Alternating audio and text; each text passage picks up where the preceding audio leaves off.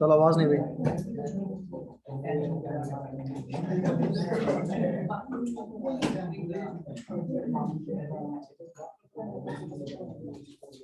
अच्छा, हेडिंग इसकी chemical kinetics ही रखेंगे ना, नाम रेडियो एक्टिविटी है। देखो लास्ट क्लास में एवरेज लाइफ हमने एक डिराइव किया था ना।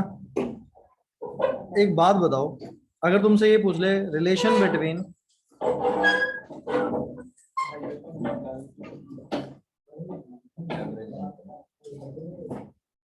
T average and T half,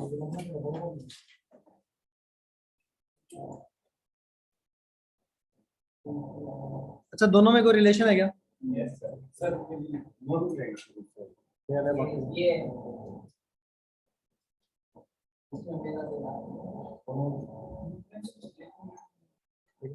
अच्छा, एवरेज लाइफ क्या होता था? टी एवरेज इज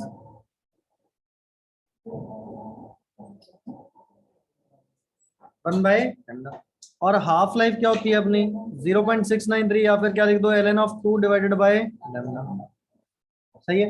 अच्छा यहाँ से एक चेक करो, क्या 1 बाय लैम्डा को अगर एवरेज लाइफ लिख दिया जाए तो T half is equal to क्या बोल सकते हो?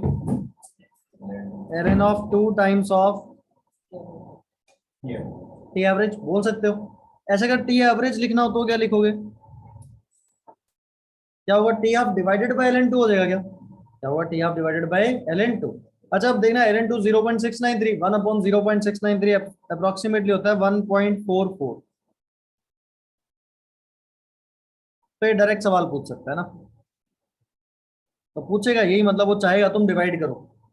अब सीधा ये थोड़ा ना पूछेगा कि T half is 0.693 of T average, वो तो सारे लिख देंगे। अब वो चाहेगा कि तुम 1 डिवाइडेड बाय 0.693 डिवाइड करो, तो जिसको रटा होगा उसको तो नहीं जरूरत पड़ेगी, वो डायरेक्ट लिख देगा क्या कि average life is equal to क्या होता है 1.44 टाइम्स होता है किसका? हाफ लाइफ का ना।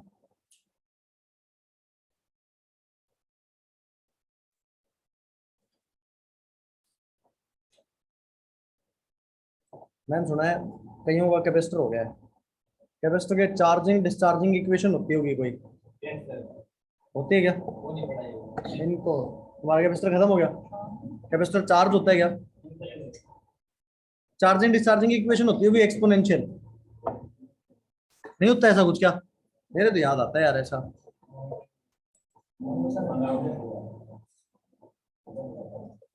तेरे को आता है? अभी पहुंचा नहीं क्या? ढूंढना कहीं पे ना मिलेगा तुम्हें। ऐसे कैपेसिटर में भी जैसे इसकी भी एक्सपोनेंशियल इक्वेशन है क्या? A T is equal to A not e to the power minus of lambda T, या के टी बोल दो। ऐसे ही इसकी बात करते हैं ना, जब कैपेसिटर्स के अंदर चार्जिंग डिस्चार्जिंग, उसमें भी इक्वेशन कैसी होती है? एक्सपोनेंशियल। वो भी इक्वेशन कैसी होती है? एक्सपोनेंशियल ना। क्या आपका करंट इलेक्ट्रिसिटी के साथ पढ़ाते हो बाद में आगे जाके ना, तो वो ऐसा एक्सपोनेंशियल होता है। तो उसमें भी एक आता है कि एक एवरेज लाइफ में कैपेसिटर कितना चार्ज हो गया, कितना डिस्चार्ज हो गया, एक एवरेज लाइफ में कितना चार्ज या कितना डिस्चार्ज हुआ ना। तो ऐसे यहां निकालना चाहता हूं मैं कि एक एवरेज लाइफ में कितना परसेंट डीकम्पोज हो गया होगा, निकाल सकते हैं क्या? तुम ये निकाल सकते हो? एक जैसे हाफ लाइफ में कितना परसेंट डिकम्पोजिशन हो जाता है? 50%। ऐसे मैं निकालना चाहता हूँ एक एवरेज लाइफ में कितना परसेंट क्या हो जाएगा? डीकम्पोजिशन ना। तो लिखो, हेडिंग डाला परसेंटेज डीकम्पोजिशन इन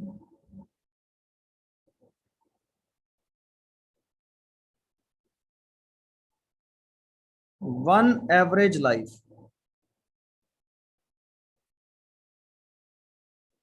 लगाओ दिमाग।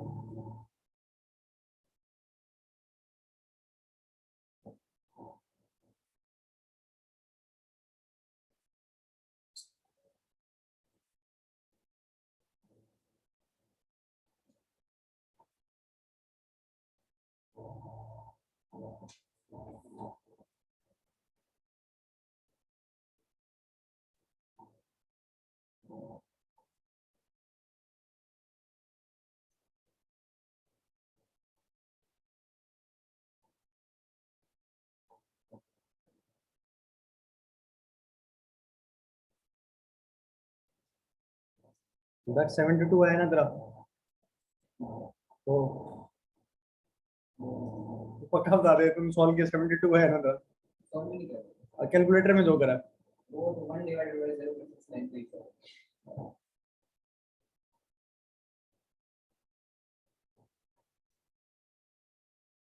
कोई तो होगा पूरी क्लास में जिसका 72 आंसर आता होगा, तेरा है ना, मेरे को पक्का विश्वास था। इसने करा 50 × 1.44।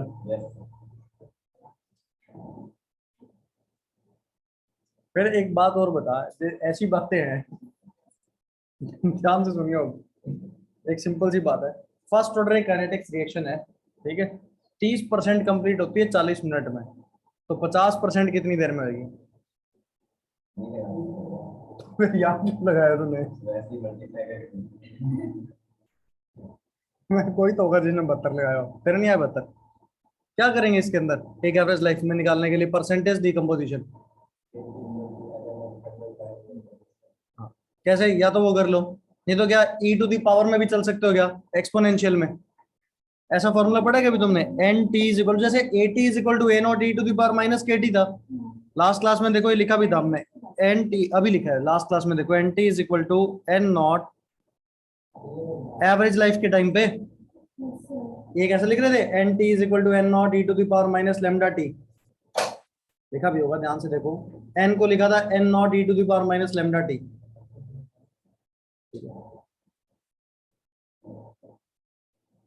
कल ही लिखवाया कल, इनमें जब सॉल्व किया था यहाँ कैसे लिखा ये जो डी एन में एन आया था, कहाँ गया एन? और तुमने क्या था स्टेप आगे, क्या ये रहा ना, इस एन को क्या लिखा था? N is equal to N not e to the power minus lambda T, यही था क्या भाई? N T is equal to क्या होता है? N not e to the power minus lambda T. अजी भाई वो यहाँ पे टी की जगह 1/λ रख दें क्या? तो रखो यहाँ सब्स्टिट्यूट करो, तो N T by N naught बताओ कितना हो गया होगा? E to the power minus lambda into में 1/λ, मतलब 1/e हो गया होगा क्या? कितना हो गया होगा? 1/। एक बात बताओ, ये N T divided by N not, ये किस चीज को बताता होगा? क्या ये बताएगा कितने फ्रैक्शन मॉलिक्यूल बचे हुए हैं? एक बात देखो, एन टी क्या चीज है? Number of nuclear remaining. N not क्या चीज है? इनिशियल। तो अगर डिवाइड कर दिया तो क्या परसेंटेज रिमेनिंग बता रहा है क्या? ये क्या बता रहा है? Percentage remaining. अगर 100 से मल्टीप्लाई कर दें तो, है ना, 100 से मल्टीप्लाई करते हैं तो ऐसा बोल सकता हूँ, अगर मेरे से बोल दे कि परसेंटेज रिमेनिंग, तो वो कितना रहा होगा? 1/e मल्टीप्लाइड बाय, ई की वैल्यू कितनी होती है? 2.7 आगे, तो ये करना डिवाइड करके कितना बनता है? 100 डिवाइडेड बाय 2.78। अप्रोक्सीमेट बता देना, डेसिमल मत बताना, क्योंकि वो 2.78 आगे कुछ चलता होगा ना आगे भी। ना ना, ये तो गलत बता रहा है, 2.718 होता है, 78 कौन बता रहा है फिर ये? 2.718 ये बता रही है भाई, तो ये लगा फिर 36.7, तो अप्रोक्सीमेटली कितना बनेगा? 37 बनेगा क्या? तो परसेंटेज रिमेनिंग न्यूक्लियाई कितने होते हैं? 37%। तो परसेंटेज डीकम्पोजिशन कितना हो गया होगा? अगर 37% बचे हुए हैं तो खत्म कितना हो गया होगा? 63%। तो 63% क्या हो जाएगा? डिकम्पोज। डायरेक्टली याद कर जाओगे क्या इसको? भाई या तो कर लेना डिवाइड, खेल लग जाना भाई, 100 डिवाइडेड बाय 2.718 लगा लेना, उसको कर लो डिवाइड। नहीं तो मैं तो याद कर दूंगा भाई, 37% क्या होता है डिकम्पोज, 63% क्या होता है, 37% रिमेनिंग, और 63% क्या होता है? डिकम्पोज। ठीक है, लिख लो इसको।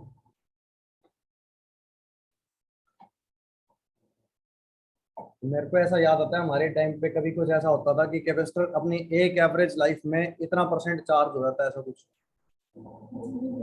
अरे आएगा अभी आगे जाके, पसंद ही रखा करो। करंट इलेक्ट्रिसिटी में भी जुड़ता होगा कैपेसिटर, आएगा आगे।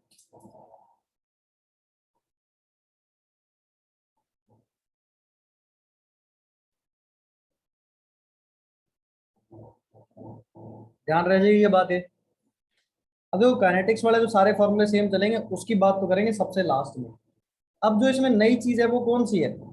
ये अल्फा बीटा पार्टिकल, क्यों न्यूक्लियस डिकम्पोज होता है, यही सारी कहानी है। तो पहले तो ये चीजें पढ़ेंगे कि अल्फा बीटा पार्टिकल्स क्या होते हैं, अल्फा बीटा गामा। ठीक है, और फिर कैसे न्यूक्लियस कोई डीके होता है, कौन कौन से एमिशंस होते हैं, वो क्यों होता होगा। ठीक है, कौन सा न्यूक्लियस स्टेबल, कौन सा न्यूक्लियस स्टेबल नहीं। तो उन सभी की बातें करते हैं। तो मेन अपनी न्यूक्लियर केमिस्ट्री है ना भाई। काइनेटिक्स तो सारा पढ़ के आए हैं, फिर जहाँ के था वहां पे लेमडा ही लगाना है बस। जहाँ के था वहां क्या लगाना था, लैम्डा। वो तो सब कुछ कर ही लेंगे, वो सबसे लास्ट में करेंगे क्वेश्चन उस पे ना। इसके बाद हेडिंग डाल देना characteristics of alpha beta and gamma particles.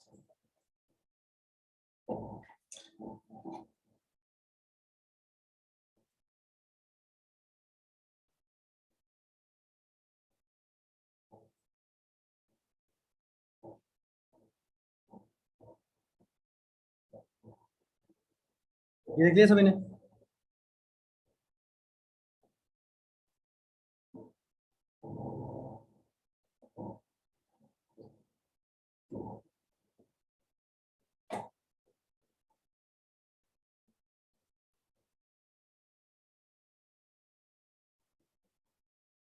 कि अल्फा बीटा गामा पार्टिकल्स क्या क्या होते होंगे ना। तो सबसे पहली बात किसकी करेंगे?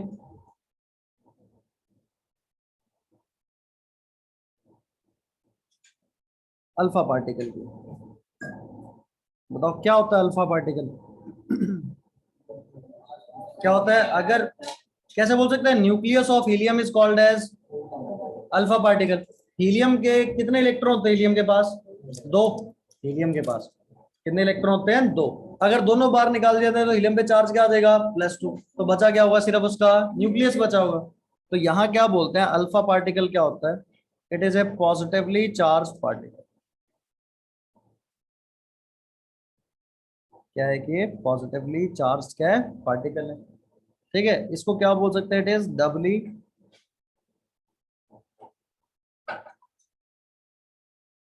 Ionised helium ion. ठीक है, या स्कोर क्या बोल सकते हैं, और इट इज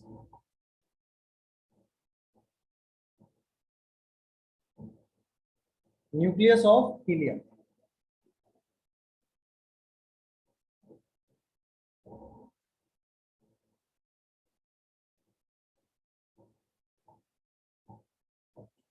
ठीक है, हीलियम में होते क्या है? न्यूक्लियस है ये। इसमें दो प्रोटॉन होते हैं और दो न्यूट्रॉन। उसके आउटर मोस्ट शेल में क्या घूम रहे होते हैं भाई? इसमें से अगर दो इलेक्ट्रॉन बाहर निकाल दिए जाएं तो क्या न्यूक्लियस बचेगा क्या? सिर्फ दो प्रोटॉन और दो क्या बचेंगे? न्यूट्रॉन। और इसी को क्या बोलते हैं हम? Alpha particle. ये मैं बोलता कभी पहले स्ट्रक्चर ऑफ एटम में बात हुई होगी अल्फा पार्टिकल की, है ना। तो ऐसा बोल सकते हैं, हीलियम क्या होता है? 2,4। इसमें से दो इलेक्ट्रॉन अगर बाहर निकाल दोगे तो इस पे चार्ज क्या आ जाएगा? +2।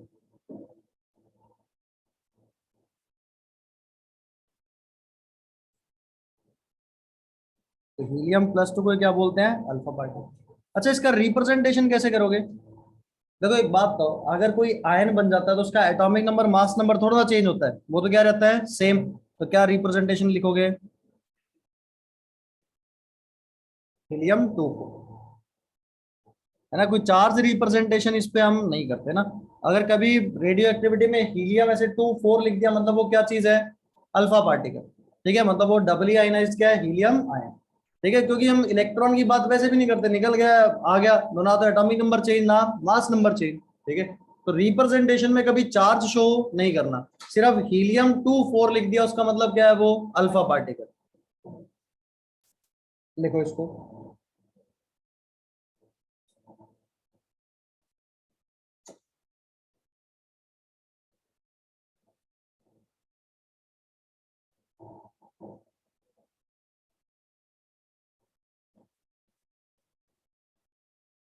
जो लिख लेगा वो अगला लिखा बीटा पार्टिकल।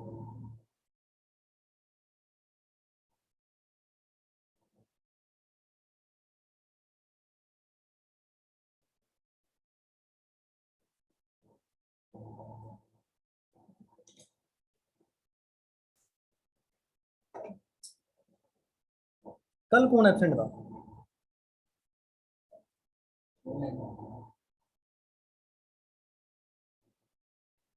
गर्मी ज्यादा थी तो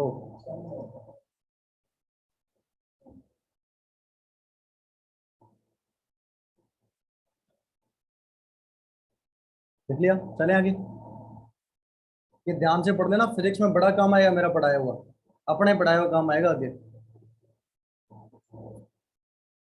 चलो सेकंड बात करते हैं बीटा पार्टिकल। वो पढ़ेंगे ज्यादा डिटेल में, आप पढ़ेंगे थोड़ा थोड़ा, तो थोड़े वाला ज्यादा काम आता है, डिटेल वाला कम काम आता है ना। ठीक है, कम पढ़ो तो चीज याद रह जाती है। देखो बीटा पार्टिकल भी ना दो तरह के होते हैं, एक होता है बीटा नेगेटिव और एक क्या होता है बीटा पॉजिटिव। तो इसमें ए पार्ट क्या लिखेंगे? Beta negative particle. तो एक नेगेटिवली चार्ज पार्टिकल होता है ना ये, क्या चीज होता है? Negatively charge particle. तो मैं इसको बोलता हूं it is fast moving electron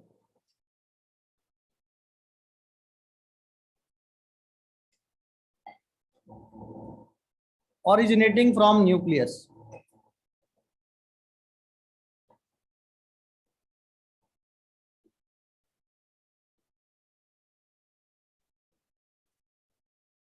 It is a fast moving electron originating from nucleus. कि अगर न्यूक्लियस से कोई इलेक्ट्रॉन बाहर निकल रहा है तो उसको क्या बोलेंगे? Beta particle. अब ये क्या हो गया? होता है ऐसा कुछ? क्या न्यूक्लियस के अंदर इलेक्ट्रॉन होता है क्या? तो यहाँ पे क्या कहानी होती है न्यूक्लियस में? प्रोटॉन और न्यूट्रॉन। जब एक न्यूट्रॉन प्रोटॉन में कन्वर्ट होता है ना, तो क्या एमिट होता है? Beta particle. ठीक है, उसको हम क्यों बोल रहे हैं यहाँ पे इलेक्ट्रॉन? क्योंकि नेगेटिवली चार्ज पार्टिकल होता है और इलेक्ट्रॉन भी कैसा होता है? नेगेटिवली चार्ज ना। तो अगर कभी भी एक न्यूट्रॉन प्रोटॉन में कन्वर्ट हो जाए तो वो क्या एमिट करता है? बीटा पार्टिकल ना। तो एक तो हमने ये लिख दिया, पर यहाँ लिखेंगे क्या? ये कैसा होता है? It is a negatively charge particle. और एक और लाइन लिखेंगे इसमें,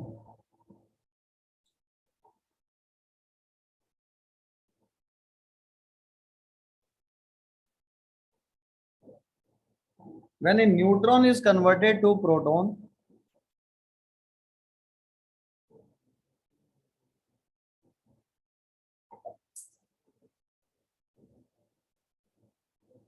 it emits beta negative particle. अब इसका रिप्रेजेंटेशन तुम्हें कहाँ समझना है? जो रिएक्शन लिखेंगे, इक्वेशन लिखेंगे ना। देखो न्यूक्लियर केमिस्ट्री की एक खास बात है ना, अगर कोई केमिकल रिएक्शन लिखी हुई है ना, सॉरी न्यूक्लियर रिएक्शन लिखी हुई है ना, तो एटॉमिक नंबर रिएक्टेंट साइड पे सारे जोड़ के और मास नंबर रिएक्टेंट साइड पे जोड़ देना। मतलब रिएक्टेंट साइड के दोनों और प्रोडक्ट साइड दोनों तरफ एटॉमिक नंबर क्या होना चाहिए? बैलेंस। और मास नंबर भी क्या होना चाहिए? बैलेंस। अब एक बात बताओ, क्या प्रोटॉन का उसका न्यूट्रॉन का रिप्रेजेंटेशन कैसे करते हो? न्यूट्रॉन की बात करते हैं चलो। अच्छा, न्यूट्रॉन का एटॉमिक नंबर में कोई कंट्रीब्यूशन है क्या? तो नीचे जीरो लिख दें क्या? मास नंबर में? सही है क्या? ये किसका रिप्रेजेंटेशन हो गया? न्यूट्रॉन का। ध्यान से सुनते चलना भी, ये किस में कन्वर्ट हुआ? प्रोटॉन में। प्रोटॉन का एटॉमिक नंबर में भी कंट्रीब्यूशन वन और मास नंबर में भी वन। तो ये रिप्रेजेंटेशन किसका हो गया? प्रोटॉन का। अच्छा अब देखना, रिएक्टेंट साइड पे atomic number zero, product side पे वन, पर मास नंबर ऊपर वन, वो तो सही है, पर एटॉमिक नंबर तो बैलेंस नहीं है। तो बैलेंस करने के लिए यहाँ क्या करते हैं? ऊपर जीरो और यहाँ पे क्या लिखते हैं? Minus one. तो ये रिप्रेजेंटेशन किसका है? Beta negative particle. चेक करो दोनों तरफ क्या एटॉमिक नंबर मास नंबर दोनों बैलेंस है क्या? नीचे चेक करो, उधर जीरो, यहाँ पे वन, माइनस वन क्या हो गया? जीरो। ऊपर वन प्लस जीरो वन, उधर भी क्या है? वन। तो जब न्यूट्रॉन प्रोटॉन में कन्वर्ट होता है तो कौन सा पार्टिकल एमिट करता है साथ में? Beta negative particle. ठीक है, तो ये याद रखना है, न्यूट्रॉन प्रोटॉन में, और न्यूट्रॉन प्रोटॉन में कहाँ कन्वर्ट होगा? न्यूक्लियस के अंदर ही। तो ये कहाँ से बाहर निकलता हुआ नजर आएगा? From nucleus. ठीक है, लिख लो इसको। इसलिए क्या बोलते हैं? Fast moving electron originating from nucleus. हाँ जी, थोड़ा उस साइड करा दो सर, हवा ही नहीं आ रही सर। क्या नहीं आ रही? हवा ही नहीं आ रही। चेंज कर ले। तभी परेशान करेगा।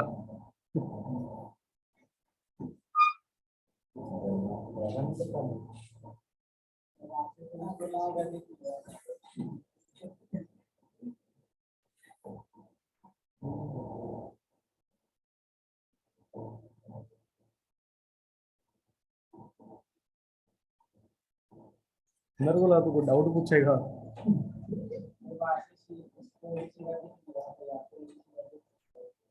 समझ नहीं है, दोबारा बोल। सर भगवान समझते हैं ना आपकी सोच।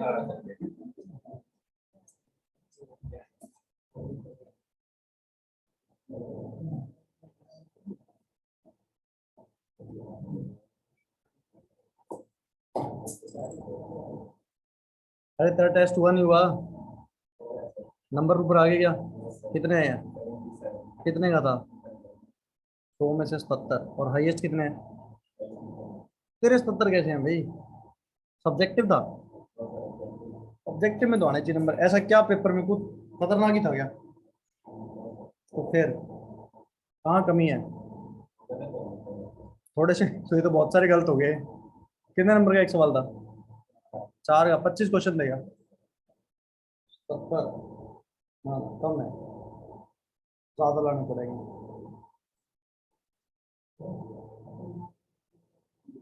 नाम होना चाहिए बाजार में ना अपना, सारी जगह।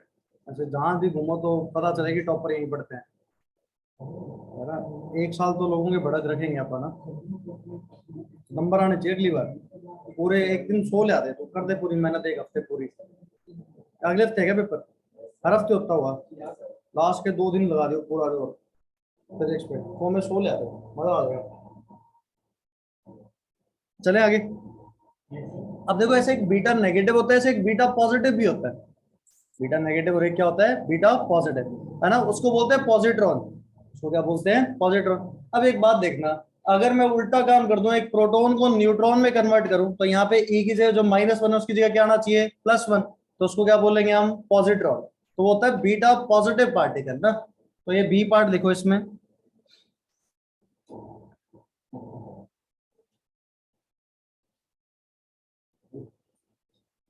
बीटा पॉजिटिव पार्टिकल या इसी को क्या बोलते हैं? It is called as positron. देखो, जब फिजिक्स की किताबों में पढ़ोगे ना, तो यहाँ पे जब बीटा पार्टिकल की बातें करते हैं ना, तो ऐसे पार्टिकल बोलते हैं न्यूट्रिनो, एंटी न्यूट्रिनो, पर उसकी जरूरत अपने को केमिस्ट्री में पड़ती नहीं, तो इसलिए हम वो पढ़ते ही नहीं। सीधा रिप्रेजेंटेशन इंपॉर्टेंट है ना। अरे आवाज नहीं, क्या हो गया?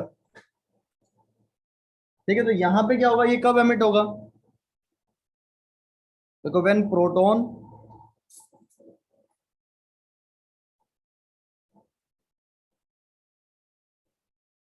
Converts to neutron, beta particle, मतलब बीटा पॉजिटिव इज एमिटेड। तो यहाँ पे भी डायरेक्ट रिएक्शन लिख दें क्या? अच्छा, अब ये होगा कैसे? एक टाइप का पॉजिटिवली चार्ज पार्टिकल होगा क्या? ये कैसा होगा? जैसे वो बीटा नेगेटिव नेगेटिवली था, ये कैसा रहा होगा? Positive particle. तो यहाँ रिएक्शन लिखो, प्रोटॉन क्या होगा? 1 1। न्यूट्रॉन क्या होगा? 0 1। तो अब क्या जोड़ना पड़ेगा यहाँ पे? ई के ऊपर 0 और यहाँ पे क्या होना चाहिए? 1। तो ये किसका रिप्रेजेंटेशन हो गया?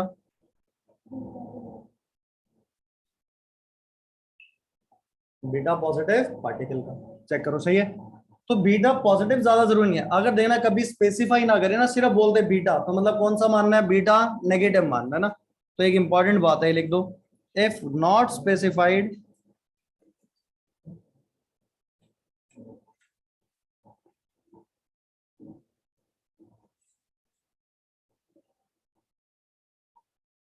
Beta is considered as beta negative particle. ये बीटा को क्या कंसिडर करेंगे? बीटा नेगेटिव कंसिडर करेंगे ना।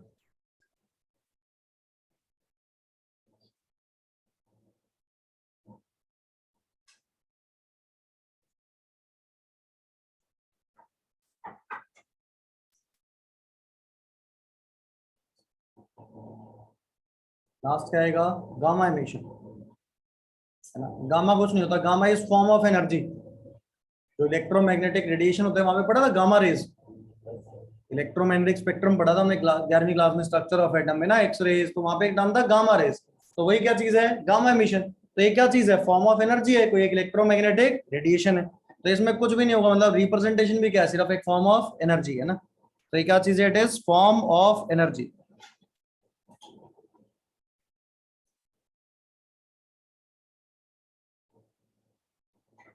ब्रैकेट में लिखते हैं इलेक्ट्रोमैग्नेटिक रेडिएशन।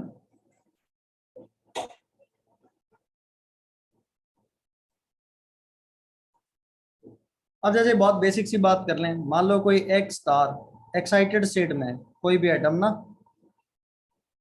अच्छा, एक्साइटेड स्टेट में होगा तो उसके पास एनर्जी ज्यादा रही होगी, मान लो 100 किलो जूल एनर्जी है, वैसे रैंडम बोल रहे हैं हम। ये ग्राउंड स्टेट में वापस आ गया,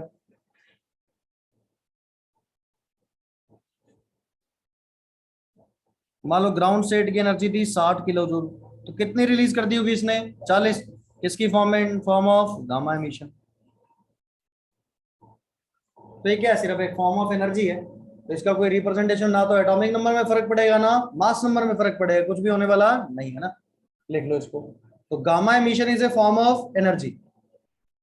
देख भाई, किसका इंतजार कर रहा है?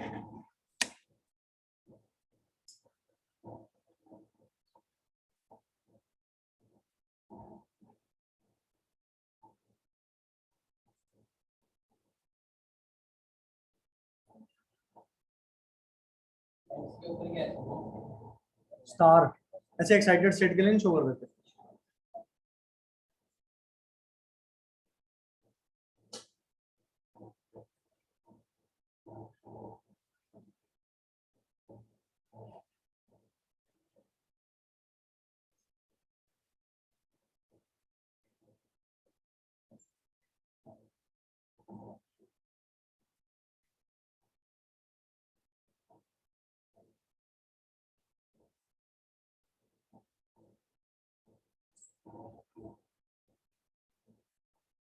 स्पायरिंग का टॉपर कौन है अभी?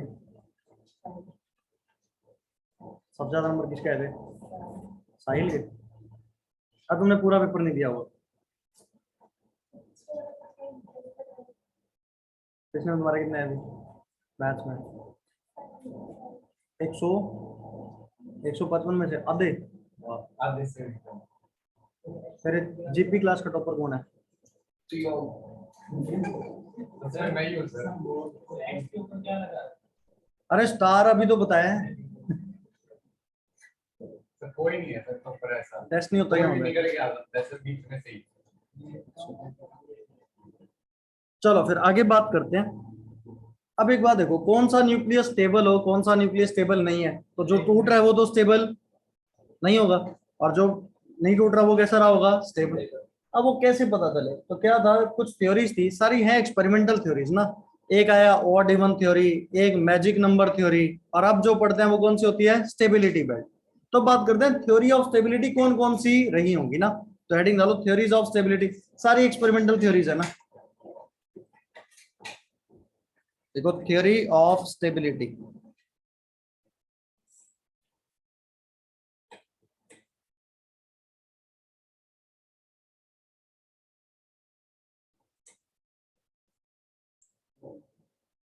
थ्योरी ऑफ स्टेबिलिटी इसमें सबसे नंबर 1 आएगा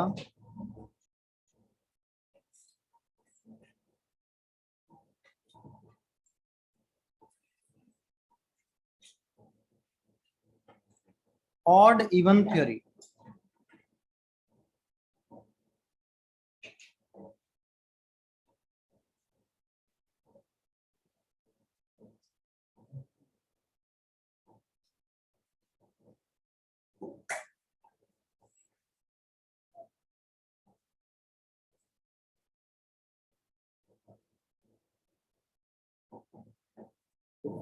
अब देखो ये ऑड इवन थ्योरी क्या कहता है, सुनना ध्यान से। कहता है कोई भी ऐसा न्यूक्लियस जिसमें या तो प्रोटॉन इवन नंबर में हो, या न्यूट्रॉन इवन नंबर में हो, या दोनों इवन नंबर में हो। समझ रही बात? या तो सिर्फ प्रोटॉन इवन नंबर में हो, या सिर्फ न्यूट्रॉन इवन नंबर में हो, या प्रोटॉन न्यूट्रॉन दोनों क्या हो? इवन नंबर में। तो उनकी स्टेबल होने की प्रोबेबिलिटी क्या होती है? ज्यादा। मतलब वैसे न्यूक्लियस क्या रहे होंगे? स्टेबल। अगर दोनों ऑड नंबर में होंगे तो क्या होगी? स्टेबिलिटी क्या होगी उनकी? कम। तो सिर्फ 5 ही ऐसे न्यूक्लियस थे जिसमें प्रोटॉन और न्यूट्रॉन ऑड नंबर में थे, और वो क्या थे? स्टेबल। और सारे क्या थे? अनस्टेबल, डिसोसिएट हो जाते थे। ठीक है, तुम्हें क्या लगता है कितने एक न्यूक्लियस रहे होंगे टोटल अब तक? ऐसे अंदाजा से लगाओ, कितने टोटल न्यूक्लियस? 15 ही? 119?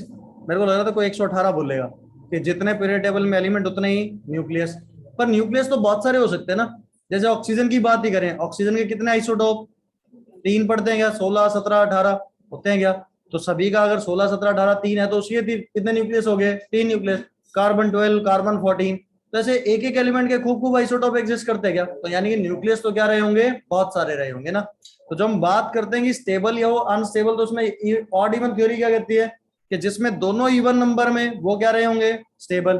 जिसमें एक इवन नंबर वो भी क्या होगा? स्टेबल। पर प्रोबेबिलिटी थोड़ी क्या हो जाएगी? कम। अगर दोनों ऑड नंबर हो गए तो स्टेबल होने की प्रोबेबिलिटी सबसे कम। ठीक है, तो ये स्टेटमेंट में लिखते हैं, लिखो।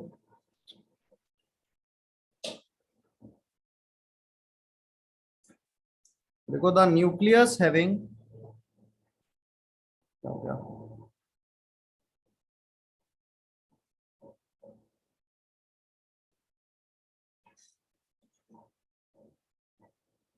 even number of protons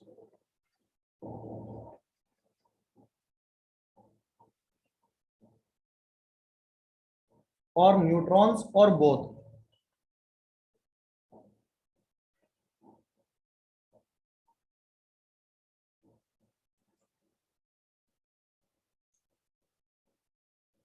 are found to be more stable.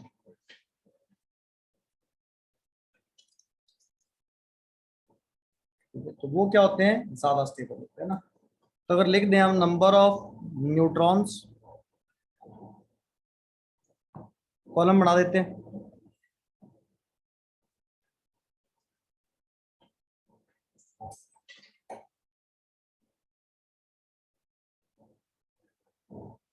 Number of protons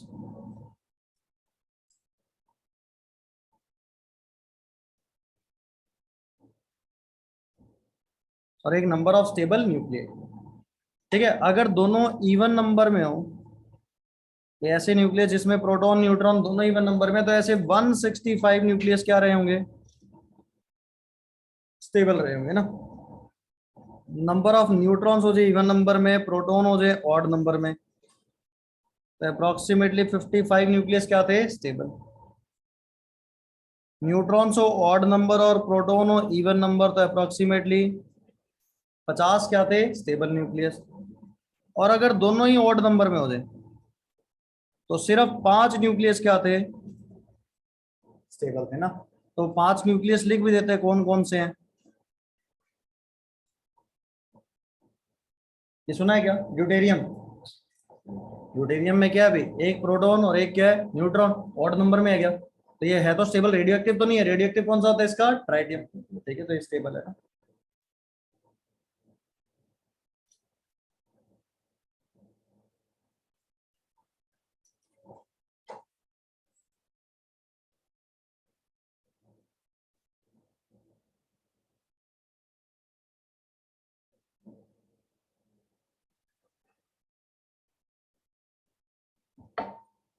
ठीक है, तो ये 5 न्यूक्लियस क्या थे? स्टेबल थे ना। एक बार लिखना इसको।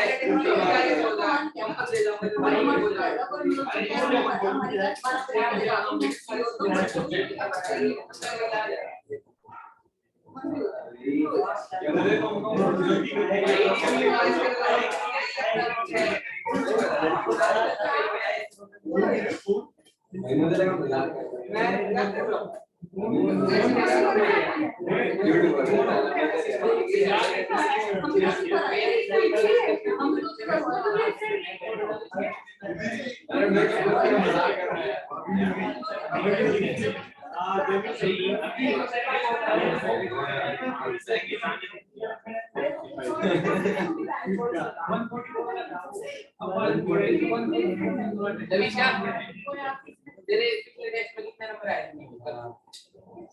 144 तो हुआ। और कितनी रैंक थी? कितनी रैंक थी? पहली रैंक कितने में थी? इसके बारे में तो बता दे। पहली रैंक 98 गया। तू चल चल चल से अभी तो तेरी 85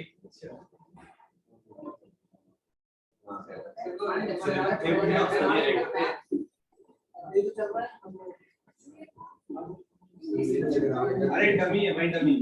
क्या दिक्कत है? चल नहीं रहा नो सर।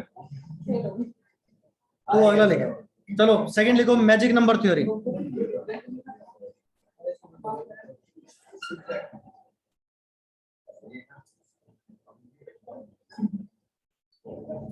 मुंह देके बैठ जाना उसमें।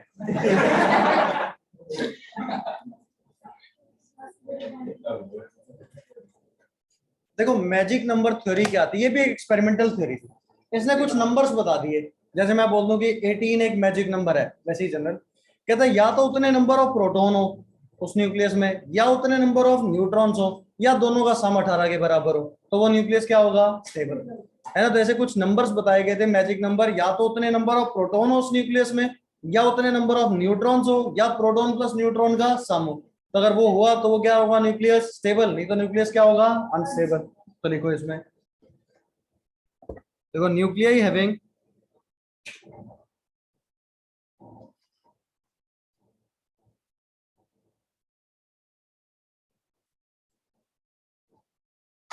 न्यूट्रॉन्स, प्रोटॉन्स और देयर सम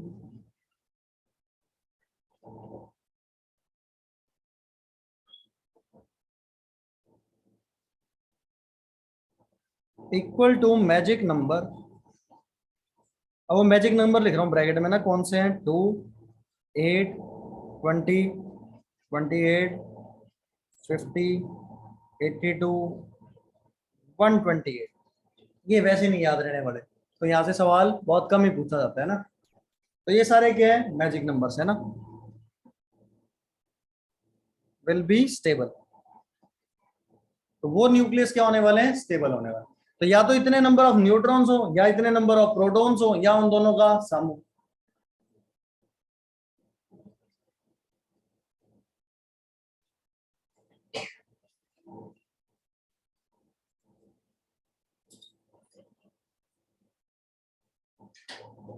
अब सबसे इंपॉर्टेंट कहानी आएगी, ये सबसे ज्यादा पढ़ते हैं हम, कौन सा, स्टेबिलिटी बेल्ट।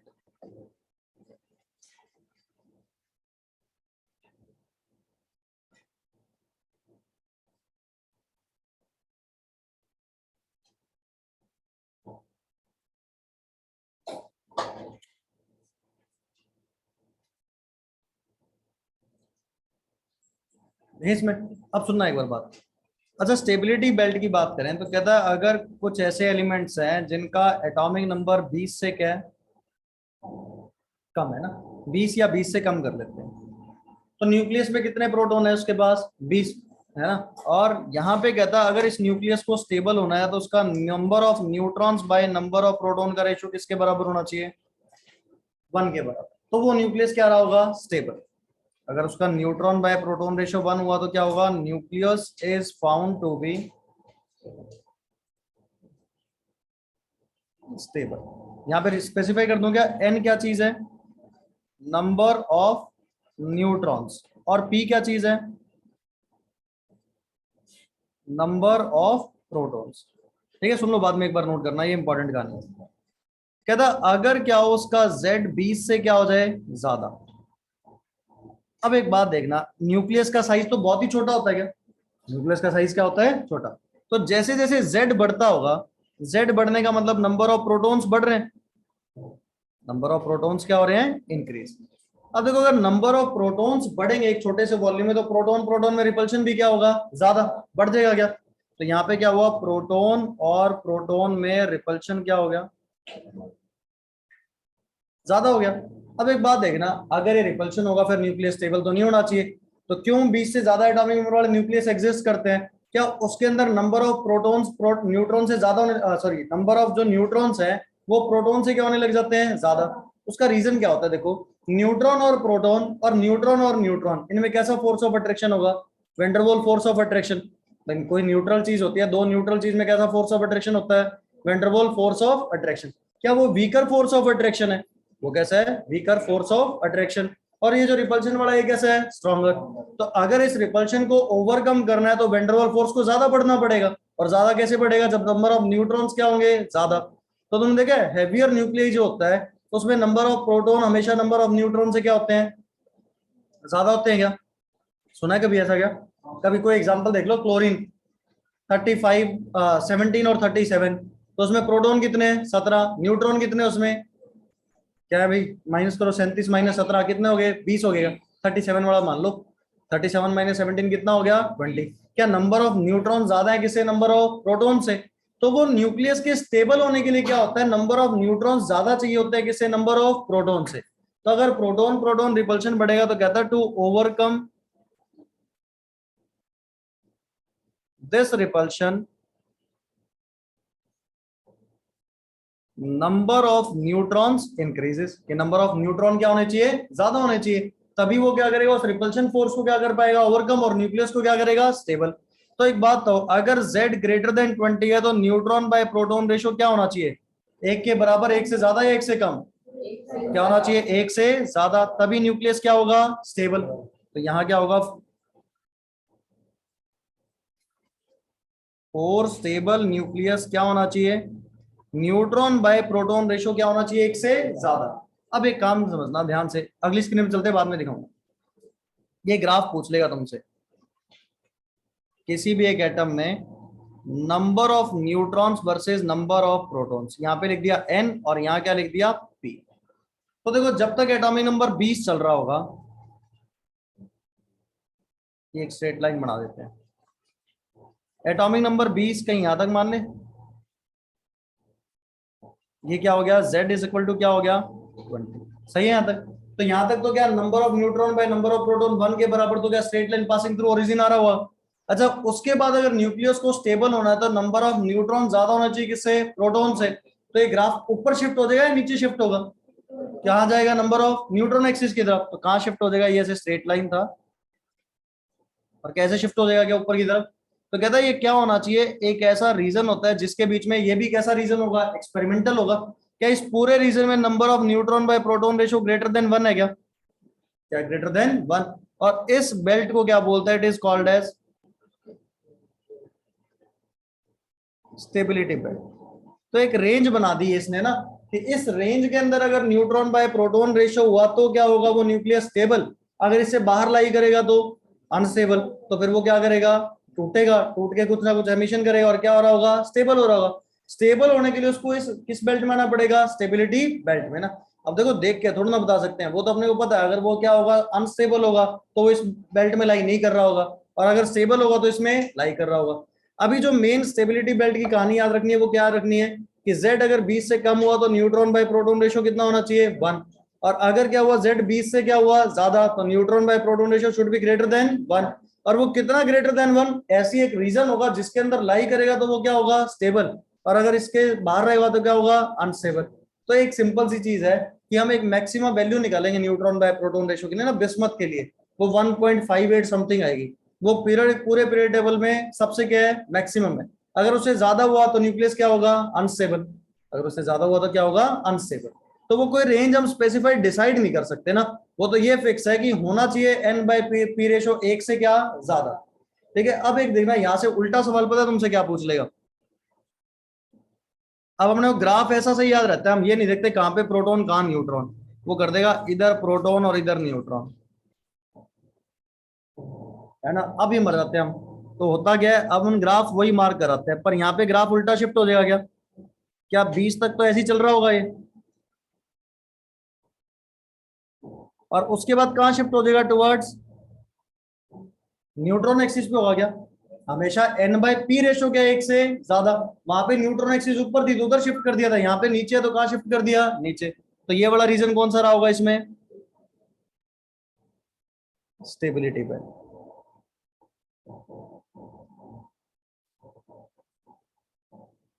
ठीक है, ध्यान रखिए की बात। तो मतलब मेन चीज क्या है, ये स्टेटमेंट में क्वेश्चन पूछता है कि क्यों number of neutrons number of proton से ज्यादा होते हैं। उसका रीजन होता है कि अपने को क्या करना है, प्रोटॉन प्रोटॉन के रिपल्शन को क्या करना है, ओवरकम। तो वो ओवरकम करने के लिए नंबर ऑफ न्यूट्रॉन्स क्या हो जाते हैं, ज्यादा हो जाते हैं ना। ठीक है, इसको लिखो।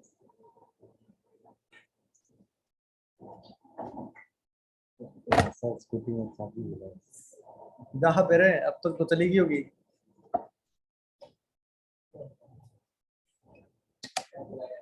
तो इसका मोड मूड तो कोई चेंज नहीं करा था।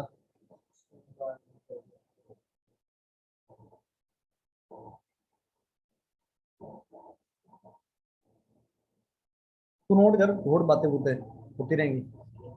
लिख क्यों नहीं रहा, क्या आ रही है, नींद आ रही है, थकावट हो गई है, रात को जल्दी सोया करो। क्या हो गया,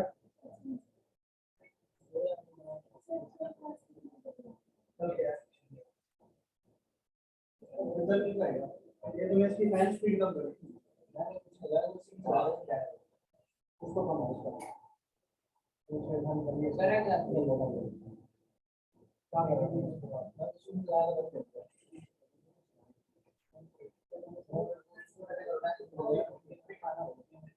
इसमें स्पीड हाई दिखा रहा है क्या नेगेटिव क्या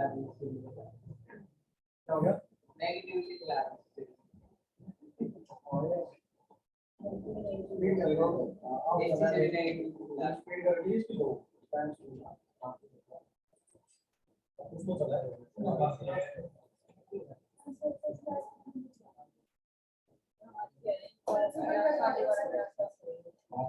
कितनी कितनी बायो पढ़ाएगा वो क्या मर जाएगा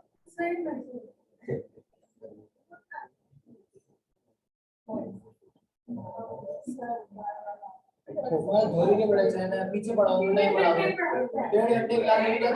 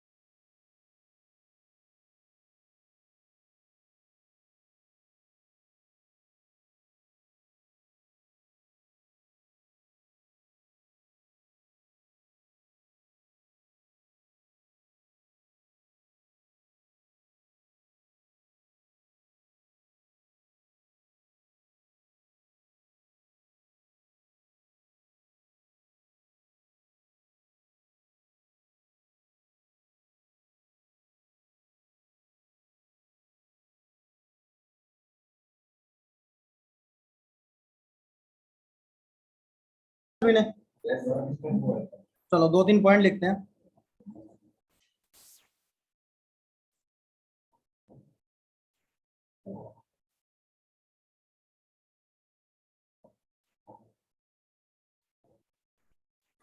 वो neutron by proton ratio is maximum for bismuth निकाल सकते हो क्या?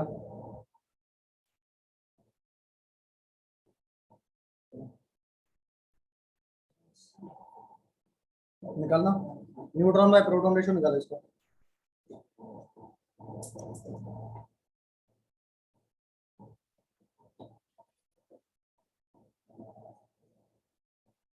1.518 506 आ रहा है। तुम सॉल्व करा, कैसे सॉल्व किया? बता दे क्या किया तुमने। हाँ कर दे, फिर डिवाइड कर। है गलत होगा आपका डाटा चेक करो कैलकुलेटर कर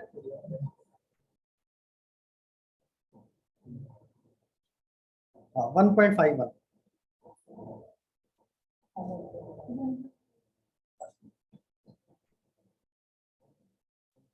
चेक करो सही है क्या? तो 506 को 51 लिखा, क्या शक है? कहता नहीं है, ना और कर रहा है। देखो अगर किसी भी एलिमेंट का न्यूट्रॉन बाय प्रोटॉन रेशियो अगर स्टेबिलिटी बेल्ट में लाई कर गया तो वो क्या होगा? स्टेबल। नहीं हुआ तो वो क्या करेगा? एमिशन करेगा। कौन से एमिशन? अल्फा बीटा, ऐसे क्या करेगा? एमिशन। देखो गामा एमिशन से number of proton by neutron पे कोई फर्क, किससे फर्क पड़ेगा? अल्फा से और बीटा। तो यहाँ एक नई चीज भी लिखेंगे, के इलेक्ट्रॉन कैप्चर करके ना। तो देखो इसके अंदर, देखो if neutron by proton ratio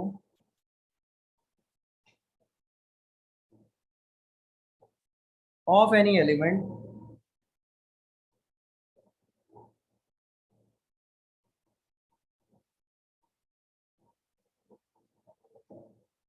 lies between the stability belt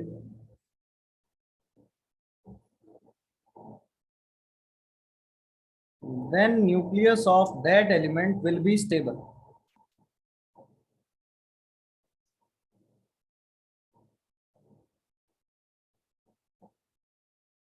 तो उस एलिमेंट का न्यूक्लियस क्या होगा? स्टेबल होगा ना।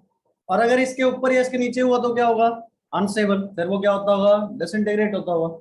और ज्यादातर ना neutron by proton ratio heavier nuclear का ज्यादा ही होता है, तो वो ज्यादा होगा तो वो टूट के कम होने की कोशिश करेगा, है ना। वो स्टेबिलिटी बेल्ट से कहाँ लाई करता है? ऊपर और आगे लाई करता है ना। तो वहां से क्या होता है, फिर वो कम होने के लिए कहाँ आता है? पीछे आता है।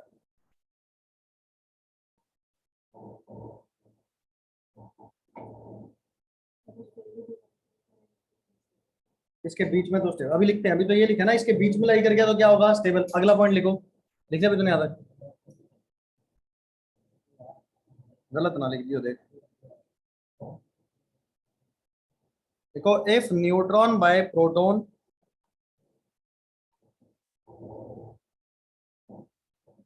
रेशियो लाइज अबव और below the stability belt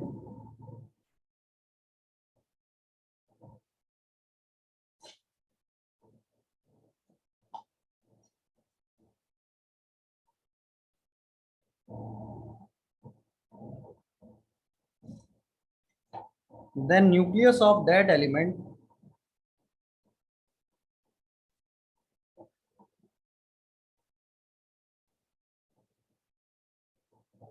will be unstable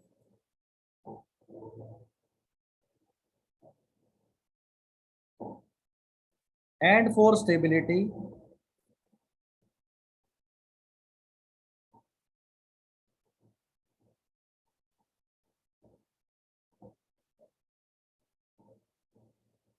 following emissions takes place। ठीक है, स्टेबिलिटी के लिए फिर कौन कौन से कुछ एमिशंस हो गए उनकी हम बात करते हैं ना।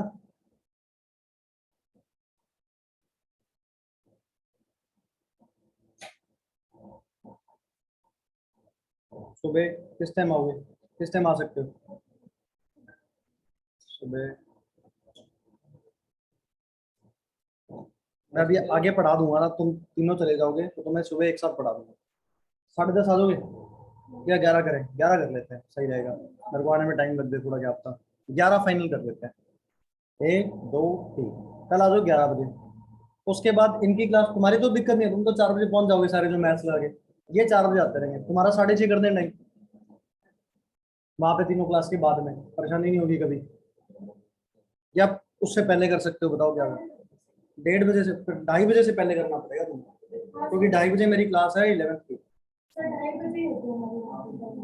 कभी 2:30 से पहले तो नहीं होगी, और जौहरी सर करेंगे सर पुण्य। होगी सर कह रहे थे कि टाइम चेंज कर सर कुछ से करें क्लास एक बार कल रहता हो तो बता देना 6:30 बजे दिक्कत है। वो पहले करते हैं कल टाइम चेंज होगा, मैं आपको बता दूंगा, मैं उसको समझ रहा हूं। है ना, अभी कर लेते हैं, या तो पहले करेंगे या बाद में करेंगे, ऐसे करेंगे।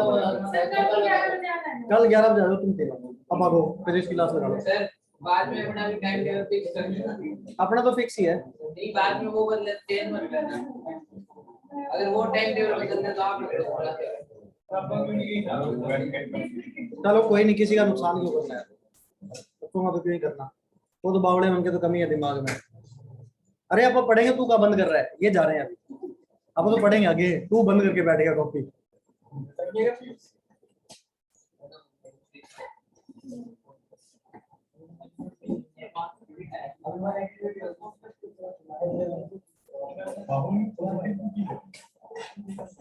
तो तुम्हें टोकते नहीं क्या, देख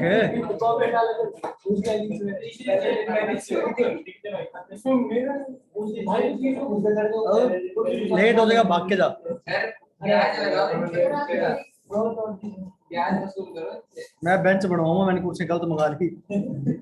नहीं, ये क्लासरूम बड़ा कर रहा हूँ, फिर बेंच ही पता लगा। नहीं सर वो नीचे जो लाइन वो तो अच्छी है कौन से? नीचे बेंच पड़े थे, नीचे कार्टून नहीं है तो वो फिर टाइम लगता है ना बनवाने में, उसमें तो ये तो 2 दिन में सब कुछ शुरू करना था, तो पहले तो ऐसी जगह देखी जहाँ पे सब कुछ लगा मिले, उसके बाद दूसरा ये था कि कौन सी चीज सबसे जल्दी आ जाएगी, तो उसने बोला कुर्सियां भेज दूंगा शाम को। तो 16 को लिया था, शायद 17 को तो हमने क्लास लगा दी थी यहाँ पे ना। तेरे से लूंगा सारे पैसे। सर मैंने एक कुर्सी तोड़ी है सर, दो सुई हो एक ही भाई नवीन ने तोड़ी थी, दो चलो लिखो। अच्छा, कौन कौन से एमिशंस होते हैं? अल्फा एमिशन की हम वैसे बात कर चुके हैं ना। अल्फा का रिप्रेजेंटेशन क्या होता है? 2,4। भाई जब लिखते हो हीलियम नीचे 2, ऊपर क्या लिखते हो? 4। अब देखो अल्फा एमिशन किस में होता है? ऐसे न्यूक्लियस जिनका एटॉमिक नंबर 83 से ज्यादा होता है ना, वो हैवी न्यूक्लियस हो जाते हैं, तो बड़ा न्यूक्लियस छोटे में टूटना जाता है। तो सबसे अच्छा एमिशन कौन सा होगा? अल्फा। अल्फा एमिशन हुआ तो क्या 2 एटॉमिक नंबर कम हो गया, 4 मास नंबर कम हो गया, ऐसे ही हुआ ना। तो यहाँ पे सबसे पहली चीज तो अल्फा एमिशन होता है किसके लिए? 4 Z greater than 83।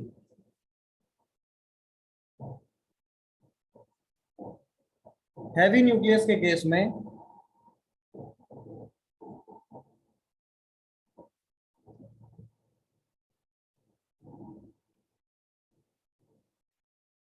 Alpha emission क्या होगा? ऑब्जर्व होगा ना। और जैसे लिखे, एग्जांपल लिखते हैं, मान लो हमने लिखा X92 और 238, इसमें जब भी एक अल्फा एमिशन मतलब एक अल्फा पार्टिकल बाहर निकालते हैं, तो ये X किस में कन्वर्ट हो गया? Y में। ये हो गया 90 और ये कितना हो गया? 234। और हमने एक अल्फा पार्टिकल बाहर निकाल दिया। अच्छा, जोड़ना सही है क्या? कितना हो गया? 90 प्लस 2 92, उधर भी क्या है? 92। ऊपर 234 प्लस 4 238, उधर भी क्या है? 238। कितना पार्टिकल एमिट हुआ यहाँ से? एक अल्फा पार्टिकल हमने क्या निकाल दिया? बाहर निकाल दिया ना। देखो स्टार्टिंग में जो चीज डिसइंटीग्रेट हो रही होती है उसको बोलते हैं पेरेंट न्यूक्लियस। तो यहाँ पे एक्स टूट रहा है तो इसको क्या बोलेंगे? Parent nucleus. और वाई जो बन रहा है उसको क्या बोलते हैं?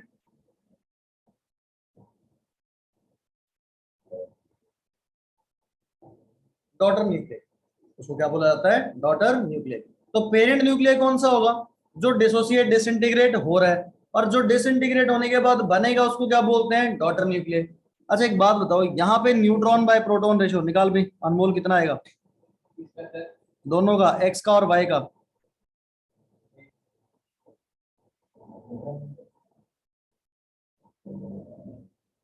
एक्स का सर 1.58 आएगा, एक्स का कितना आ रहा है 1.58 और वाई का? 1.6 आ रहा है क्या? Yes sir. ये तो परेशानी होगी, ये तो बढ़ गया। देखो एक बार हुआ है क्या, होना क्या चाहिए था अपने को, तो ये मैक्सिमम से ज्यादा था 1.58, करना था इसको कम, ये तो ज्यादा हो गया क्या, कितना हो गया 1.6। तो यहाँ पे देखना ये क्या पकड़नी होती है, सिर्फ अल्फा एमिशन अकेला कभी नहीं होता, अल्फा के साथ बीटा जरूर होता है। अल्फा के साथ क्या होता है, बीटा जरूर। अल्फा ने सिर्फ किया क्या, एक बड़े न्यूक्लियाई को छोटे न्यूक्लियाई में तोड़ दिया, वो अल्फा बाहर निकल गए, पर अभी न्यूक्लियस स्टेबल नहीं हुआ। न्यूक्लियस स्टेबल होने के लिए साथ में कौन सा एमिशन होता है, बीटा एमिशन, क्योंकि यहाँ से तो क्या न्यूट्रॉन बाय प्रोटॉन रेशियो बढ़ गया, क्या यहाँ से तो क्या हो गया, बढ़ गया, तो न्यूक्लियस और ज्यादा अनस्टेबल हो गया। तो अकेला कभी अल्फा एमिशन नहीं होता, हमेशा अल्फा के साथ बीटा एमिशन जरूर होता है ना। तो आगे देखेंगे क्यों होता है ऐसा, क्योंकि हमने वो न्यूट्रॉन बाय प्रोटॉन रेशियो क्या करना होता है, कम करना होता है ना। तो एक बार ये लिखो, फिर इसके बारे में बातें लिखते हैं यहाँ पे।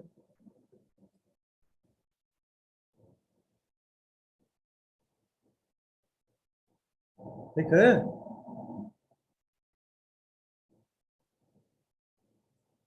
मैं यहाँ पे साइड में कुछ पॉइंट्स लिखता हूँ, ये नोट करना। क्या ये बात सही है क्या, in case of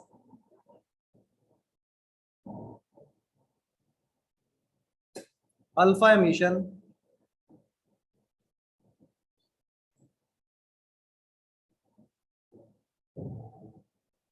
neutron by proton ratio increases, neutron by proton ratio क्या होता है, इंक्रीज होता है। अच्छा, क्या हर अल्फा एमिशन के बाद अगर एक अल्फा एमिशन हुआ तो ये तो न्यूट्रॉन बाय प्रोटॉन रेशियो बढ़ गया, और होएगा फिर और इंक्रीज हो जाएगा, तो क्या न्यूक्लियस और अनस्टेबल होता जाएगा, यानी कि न्यूक्लियस स्टेबिलिटी की तरफ नहीं जा रहा, न्यूक्लियस क्या हो रहा है, अनस्टेबल। ठीक है, तो ये सिर्फ काम किस लिए होता है, हैवी न्यूक्लियस को लाइटर न्यूक्लियस में कन्वर्ट करने के लिए अल्फा एमिशन होता है ना। तो इसके आगे लिखना एक और point, after every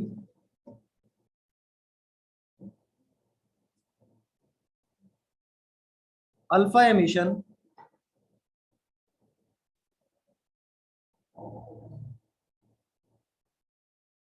nucleus becomes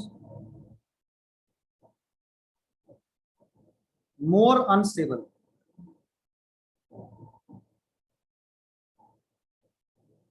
Therefore, after every alpha emission,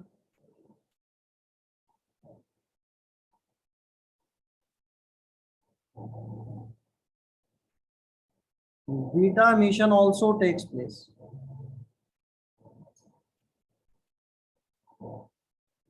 कि हर अल्फा एमिशन के साथ बीटा एमिशन जरूर होता है ना।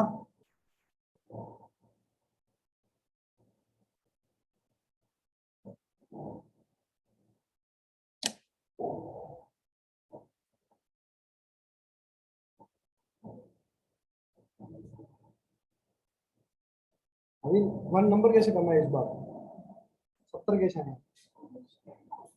इतना क्या मुश्किल था, बहुत ही मुश्किल, खतरनाक है। इसके भी नहीं आए। किसके, 80 आए, 85 आए। क्या मैथ्स वाले तूने भी दिया था क्या? मैंने वीडियो देखा होगी। अच्छा पीडीएफ भेजी थी, कितने कितने नंबर आए तेरे उसमें, 85। अच्छा, और हाईएस्ट कितने थे वहाँ, 98। तो मतलब फिर पेपर बहुत ज्यादा, अगर किसी के अठाने में आ रहे हैं तो मुश्किल तो नहीं है, तुम भी ला सकते हो गए। ये तो जो रिसर्च स्टूडेंट है, फिर भी नहीं आए। नहीं वो नहीं आ रहे तो भाई। तो 75 में 60 95 98 सात आएगा। 7 बोला नंबर कम नहीं होने चाहिए। देखो पता है अब तो फिक्स है ना कि भाई एक हफ्ते बाद टारगेट सेट है कि इसका पेपर होना है, पता है अपने को, तो अपने पास टाइम भी है। एक एक टॉपिक का टेस्ट हो रहा है, क्या बहुत सारा सिलेबस तो नहीं होता, वो एक चैप्टर एक टॉपिक या 5 टॉपिक 7 टॉपिक ऐसे होते हैं, तो रस की तैयारी कर दो उनकी। और अगर ये वाले टेस्ट ठीक ठीक से चलते रहे ना पूरे साल तुम्हारे, कि अगर हर चैप्टर के टेस्ट में अपना एक ठीक सा परफॉर्मेंस चल रहा है, यहाँ कितने चल रही चीजें ना, कितने देखो 60-70 तो मिनिमम होने चाहिए, 60-70% जितने का भी पेपर हो ना। तो कितना भी टफ बन जाए तो कोशिश करो 60% नंबर तो ले, इतना टफ को कोई भी नहीं बनाता ना, तो उसमें होते हैं 50-60% तो आसान सवाल होते हैं ना। ठीक है, तेरा मुश्किल पेपर था क्या, तो फिर वो ना मतलब 5 मार्क्स में नहीं करते, मतलब मैट्रिक का करेक्ट है सारे सही में कोई मार्क्स। अच्छा ये पता है वो होगा, जे एडवांस वाला पेपर था ये था वो रेजोनेंस की टेस्ट सीरीज का। ठीक ठीक, मैंने पिछली बार ज्वाइन करी थी ना, ये 12th वालों कराई थी। अब तो परफेक्ट अपनी टेस्ट सीरीज ज्वाइन करेंगे। एक चैप्टर सॉलिड स्टेट कराना था मेरे को, क्योंकि हर टेस्ट में ना वो पहले टेस्ट में सॉलिड स्टेट फंसेगा। इसके जस्ट खत्म होते हैं अपन सॉलिड स्टेट कर लेंगे, फिर करेंगे टेस्ट सीरीज ना, कौन से कह रहे हैं? जो अच्छी लगी।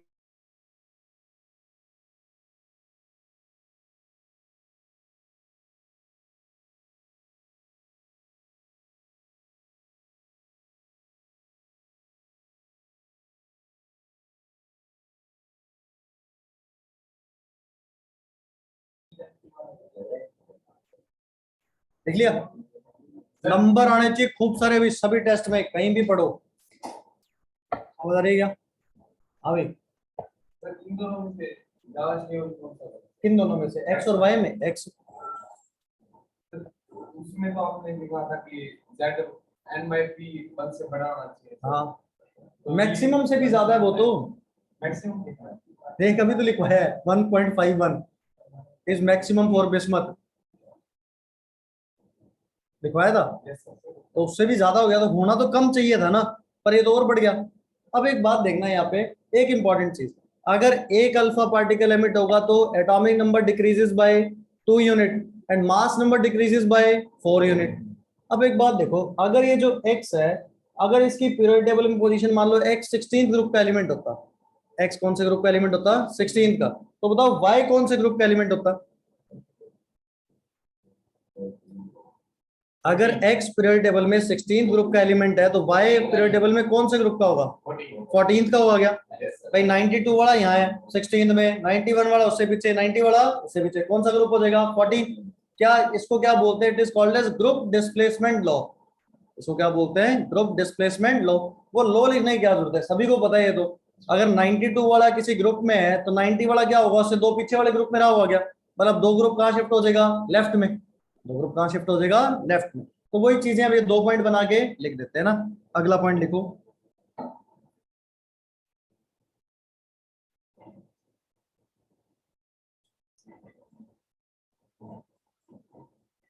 in case of alpha emission,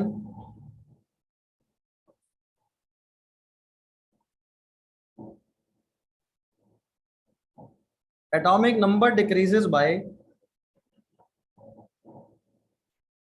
2 units and mass number decreases by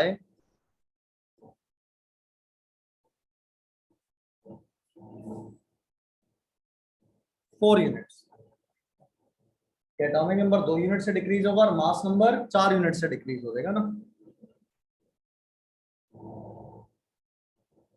वैसे तो अब दिमाग को लगा पाओगे, अगर दो अल्फा पार्टिकल एमिट हो जाते तो क्या होता? Atomic number decreases by 4 unit, mass number decreases by 8 unit. फिर आगे लिखो, इन case of alpha emission,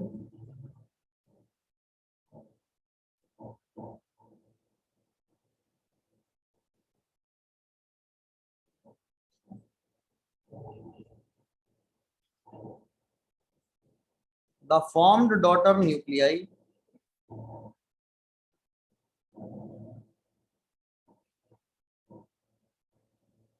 is shifted to position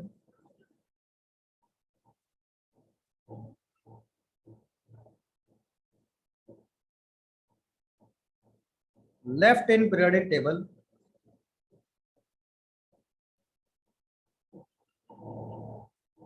with respect to parent nuclei। कि जहां पेरेंट न्यूक्लियस होगा उससे दो पोजीशन कहां शिफ्ट हो जाएगा? लेफ्ट में ना। तो इसको लॉ का नाम लिख सकते हैं, इसको क्या बोलते हैं? इट इज कॉल्ड एज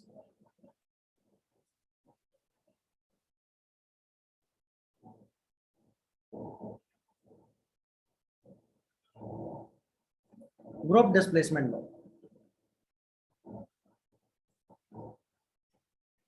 सही है गानी?